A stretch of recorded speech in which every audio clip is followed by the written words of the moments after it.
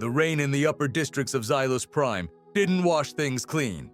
It just made the neon lights reflect harder off the chrome streets. Ronin adjusted the collar of his worn leather jacket, feeling distinctively underdressed. He was a relic, a human mechanic in a galaxy run by bioluminescent aliens and sleek nanotechnology.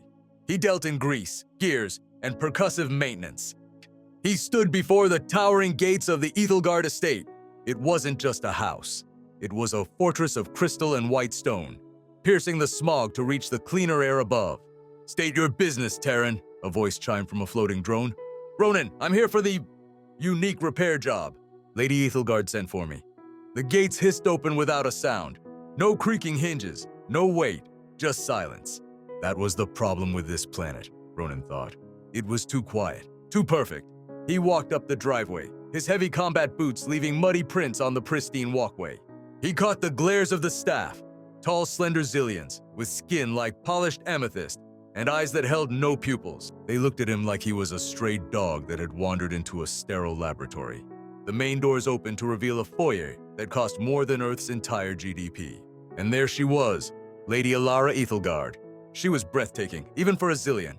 Her skin was a pale, shifting lavender, and she wore a gown that seemed woven from starlight itself. But her posture was wrong.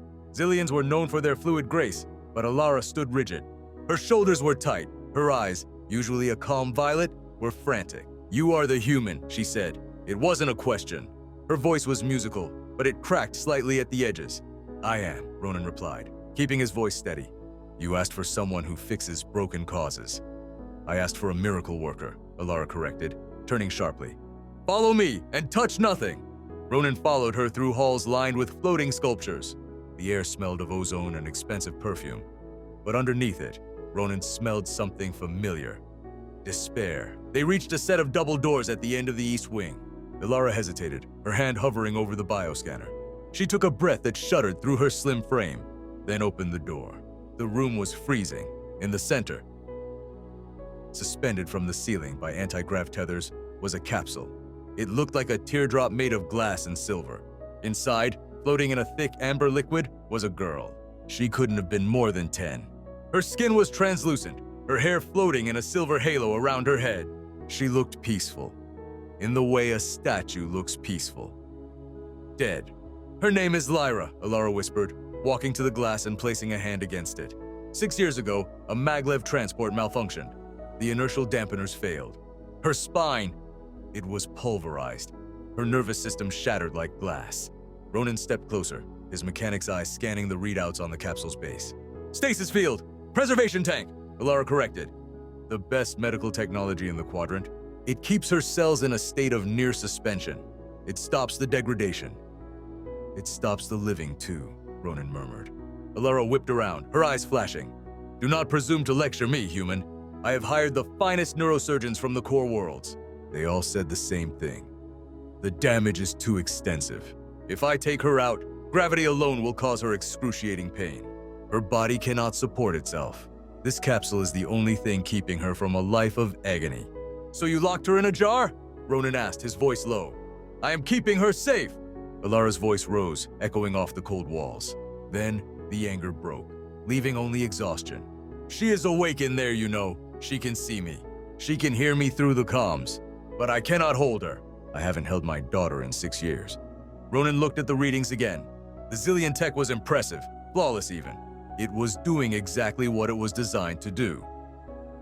Maintain the status quo. It treated the body like a math equation to be balanced. "The problem," Ronin said, pulling a battered tablet from his jacket, "is that you're trying to fix a biological problem with a mathematical solution.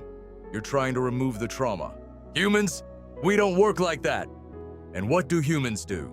Elara asked, skepticism coloring her tone. "We adapt," Ronin said. "We don't avoid the weight. We build something to help us carry it." He looked Elara in the eye. "I can get her out. I can get her standing. But you're not going to like how it looks. And you're definitely not going to like how it sounds." Elara stared at him for a long moment. She looked at the sterile, perfect prison holding her daughter. "If you can give me back my daughter, human, I don't care if you use rusty pipes and duct tape. Just bring her back to me."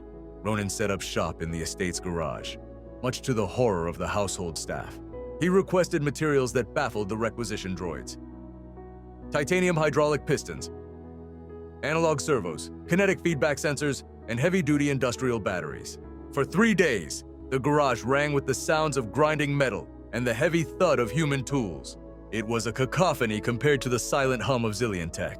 Elara visited him on the second night. She brought a tray of food, delicate, glowing fruits that tasted like honey and mint. "You haven't slept," she observed, watching him weld a joint on a metallic frame that looked disturbingly like a skeleton. "Sleep is for people who aren't on a deadline." Ronin grunted, flipping his welding mask up. He wiped grease from his forehead, leaving a dark smear. "Besides, I figured out why your doctors failed." "Oh, the primitive mechanic has outsmarted the academy?" There was no malice in her voice, only a weary curiosity. "They treat the nervous system like a wire," Ronin explained, pointing to the frame. "Wires break, you replace them. But Lyra's nerves aren't just broken, they're confused. They need a bridge. They need to be told how to fire again." He picked up a helmet connected to the suit. This interface uses biofeedback. It doesn't do the walking for her. It forces her brain to send the signal, amplifies it, and then the suit moves. It's going to be hard work. It's going to hurt. Elara looked at the crude, industrial-looking machine. It was ugly. It was scarred with weld marks and exposed cabling. It lacked all the elegance of her world. "Why do you do this?" she asked softly. "You are a stranger. You owe us nothing." Ronin paused, looking at the suit. "My little sister," he said, his voice rough. "Back on Earth, she had a similar accident. We didn't have stasis pods. We had to figure it out, or watch her fade away. I couldn't save her back then. I didn't know enough." He looked at Elara. "I know enough now." Elara stepped closer. For the first time, she reached out, her cool, smooth fingers brushing the rough stubble on his cheek. The contrast sent a jolt through them both. The rough and the smooth, the warm and the cold. "Then save her, Ronin," she whispered, "and name your price." "Let's just see if it starts up first." Ronin deflected, though his heart hammered against his ribs. The extraction was a nightmare. When the medical droids drained the amber fluid, Lyra looked like a broken doll, as gravity took hold of her for the first time in years. She screamed. It was a thin, high sound that shattered the room's composure. "Put her back!" The head medical droid beeped frantically. "Vitals are spiking, cortisol levels critical." "No!" Ronin barked, shoving the droid aside. He lifted Lyra's wet, fragile body. She weighed nothing. "It's the shock of feeling weight. It's natural. Elara, talk to her." Elara was weeping, her hands covering her mouth, but she stepped forward. Lyra, baby, I'm here. Mommy's here." Ronin worked fast, strapping the weeping girl into the exoskeleton. He secured the padded clamps around her wasted legs, her waist, her chest. He placed the neural interface crown on her wet head. "Okay, kid," Ronin said, his voice surprisingly gentle near her ear. "I know, it feels heavy. It feels like the whole world is crushing you. But I've got you. The suit has you." Lyra's eyes, wide and violet like her mother's, locked onto Ronin. They were filled with terrified tears. "Initialize," Ronin commanded the suit. The machine hummed, a low, guttural growl of human engineering. The hydraulics hissed. "Lyra," Ronin said, kneeling in front of her, "don't try to move your legs. Just think about moving them. Remember what it felt like to run? Focus on that." She squeezed her eyes shut. The machine whined, twitching, then nothing. "It's not working," Elara sobbed. "She's too weak." "She's not weak," Ronin growled, not taking his eyes off the girl. "She's just forgotten the language of movement. Try again, Lyra. Push against the weight. Fight it." I can't," Lyra whispered, her voice rasping from disuse. "It hurts." "I know," Ronin said. "Pain tells you you're alive. Use it." Lyra grit her teeth. A spark of anger, of frustration, a very human emotion, flared in her eyes. The suit's engine revved louder. The servos locked. Slowly, agonizingly, the metal leg lifted. Clank! It hit the floor. Elara gasped. Then the other leg, clank! Lyra was standing. She was supported by 50 pounds of ugly steel, but she was upright. She opened her eyes and looked down. She was taller than she remembered. "Mom," she whispered. Elara rushed forward, dropping to her knees to hug her daughter's waist, burying her face in the girl's stomach. "I've got you! Oh, by the stars, I've got you!" Ronin stepped back, wiping a mixture of sweat and hydraulic fluid from his face. He watched the reunion, feeling that familiar ache of being an outsider. He checked the diagnostics on his tablet to hide the mist in his own eyes. For the next few weeks, the mansion changed. The silence was broken by the rhythmic thud-hiss-thud of Lyra walking the corridors. Ronin became her shadow. He adjusted the tension, calibrated the sensors, and caught her when she stumbled. And she stumbled often. Again, Ronin would say, helping her up. "You're a tyrant," Lyra would huff, but she was smiling. Her cheeks, once pale, were flushing with color. Her muscles were beginning to respond, remembering their purpose. "I'm a mechanic," Ronin corrected. "And you're the most advanced machine I've ever worked on." Elara watched them from the balconies, her gaze lingering on Ronin longer each day. She saw how he made Lyra laugh, how he treated her not as a patient, but as a warrior in training. One evening, found Ronin on the terrace, watching the twin moons rise. "She walked to the dining room today," Elara said, joining him, unassisted. "I saw," Ronin nodded. "She's stubborn. Must get that from her father." Elara's expression tightened. Her father saw her injury as a flaw in his lineage. He left us shortly after the accident. He couldn't bear the imperfection. Ronin's jaw clenched. "His loss. She's perfect." Elara turned to him, the moonlight catching the bioluminescent patterns on her skin, making them pulse softly. "You possess a strength that is not physical, Ronin. Our people, we value logic, aesthetics, perfection, but we break so easily when those things fail. You humans, you seem to thrive in the broken places." "We're just too stupid to quit," Ronin joked weakly. Elara stepped closer, invading his personal space in a way that made his breath hitch. "Do not disparage the man who saved my world." She placed a hand on his chest. He could feel the heat of her palm through his shirt. The air between them grew heavy, charged with unspoken questions. "Ronin," she whispered, tilting her head up. The moment was shattered by the screech of alarms. Red lights bathed the terrace. The estate's defense grid was screaming. "Perimeter breach!" The automated system blared. "Authorization override, Lord Vrak." Elara's face went pale. "Vrak, my husband's brother." "The one who controls the family trust?"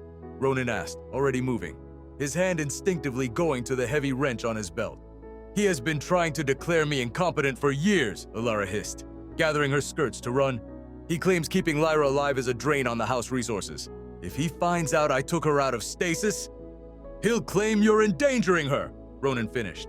"Where is she?" "In the garden. Practicing." They ran. When they reached the lower gardens, the scene was chaos. 4 security drones, sleek black machines armed with stun batons, were circling Lyra. Behind them stood Lord Vrak, a tall, imposing Zillion in ceremonial armor. "Abomination!" Vrak sneered, pointing at Lyra. "Look at it, a child encased in scavenger trash." "Elara, you have finally lost your mind." Lyra stood her ground, the exosuit humming menacingly. She looked small, but the metal frame made her look formidable. "Step away from her!" Ronin roared, sliding between the drones and the girl. He held his wrench like a club. Vrak laughed, a cold, dry sound. "The pet human, remove him." 2 drones lunged. Ronin didn't fight like a Zillion duelist. He didn't dance. He fought like a Terran mechanic in a bar brawl. He ducked the first stun baton, the ozone crackling over his head, and swung the heavy wrench into the drone's optical sensor. Glass shattered. The drone spun, disoriented. Ronin kicked the second drone in its central gyro stabilizer, a design flaw he'd noticed in the estate's security specs days ago. It toppled over, whirring helplessly. "Crude!" Vrak scoffed.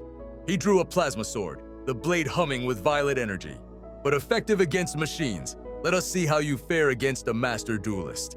"Run, Lyra!" Ronin shouted. "No!" Lyra screamed. Vrak lunged. Ronin barely parried with the wrench, the plasma blade slicing through the steel handle, leaving it glowing hot. He stumbled back, the heat singing his eyebrows. Vrak was too fast. He struck Ronin across the chest with the flat of the blade, sending him crashing into the stone fountain. Ronin gasped, tasting blood. His ribs felt cracked. Vrak stood over him, raising the sword for a finishing blow. "Filth! You pollute this house! Hey, ugly!" Vrak turned just in time to see a metal blur. Lyra wasn't running away. She was charging. The exoskeleton's hydraulics were screaming as she pushed the engines to 110%. She wasn't just walking. She was a battering ram. "Lyra, stop!" Elara screamed. Lyra didn't stop. She lowered her shoulder and slammed into Vrak's midsection. The force of the impact, amplified by the industrial servos meant to lift tons of cargo, launched the Lord backward. He flew 10 feet through the air and crashed into a hedge, his sword skittering away. Lyra stood panting, the suit venting steam. "Leave him alone." Vrak groaned, trying to stand. But Elara was there. She picked up his fallen plasma sword and leveled it at his throat. Her eyes were burning with a fury that made her look like a goddess of vengeance. "You trespassed," Elara said, her voice like ice. "You threatened my daughter, and you struck my guest. Elara, be reasonable," Vrak wheezed, clutching his bruised ribs. "The child is dangerous. That machine," Elara interrupted, "allowed my daughter to kick your arrogant ass across the garden. I'd say it's working perfectly." She deactivated the sword and tossed it aside. "Get out! If you ever come near my family again, I won't need the human to protect us. I'll dismantle you myself." Vrak's drones, now recovering, helped their master limp away. He cast one last hateful look at Ronin and Lyra, but the fear in his eyes was unmistakable. He had underestimated the broken child and the primitive human. Later that night, the medical droids patched Ronin up. 3 fractured ribs and a lot of bruising. But he'd live. He sat on the edge of the biobed, wincing as he pulled his shirt on. The door opened. It was Lyra, still in her suit, though Ronin had engaged the rest mode so she could sit comfortably. "I dented a servo," she said sheepishly. Ronin laughed, then clutched his side. "Worth it. That was the best tackle I've ever seen, kid." Lyra beamed. I got so mad, and the suit, it just reacted. "It felt like my strength, Ronin, not the machine's." "That's because it was your strength," Ronin said softly. "The machine just gave it a way out." Elara entered the room then. She had dismissed the staff. She walked straight to Ronin. "You could have died," she said. "Hazard of the trade," Ronin shrugged. "Customer satisfaction guaranteed." Elara didn't smile at the joke. She took his face in her hands. "You are not a contractor, Ronin." "Not anymore," she kissed him. It wasn't tentative this time. It was a promise. It tasted of starlight and relief. When they pulled apart, Ronin felt dizzy, and it wasn't from the concussion. "The council will talk," Elara murmured, resting her forehead against his. "A lady of House Aethelgard with a human mechanic. It will be a scandal." "Let them talk," Lyra piped up from her chair. "If they have a problem, I'll tackle them too." Ronin grinned at the girl, then back at her mother. "You heard the boss. We've got muscle now.